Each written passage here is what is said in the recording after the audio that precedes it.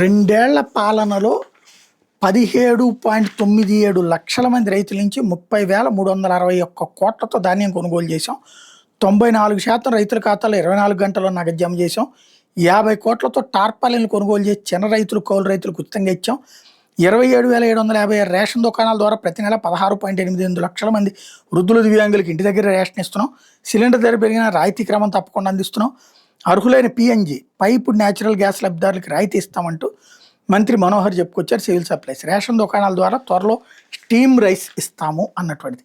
ఇక్కడే అర్థం కానిది ఏంటంటే ఈ స్టీమ్ రైస్ అనేది తింటున్నారా జనం అందరూ.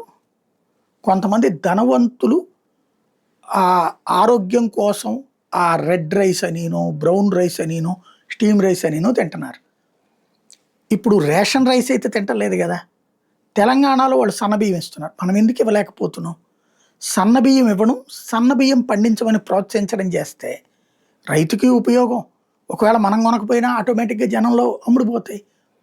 అలా ఎందుకు ఆలోచించలేకపోతున్నాము? ఇంకొకటి, రేషన్ అందరు నిజంగా తింటుంటే నిన్న చెన్నై దగ్గరికి అంత భారీ ఎత్తున రేషన్ బియ్యం ఎందుకు వెళ్తుంది? ఇక్కడ మనం కాకినాడ పోర్టు వీటి దగ్గర అడ్డుకుంటున్నాం కాబట్టి అక్కడికి తీసుకెళ్ళి పంపించుకుంటున్నారు. ఇది క్రాస్ చెక్ చేసుకోవాల్సి ఉంది.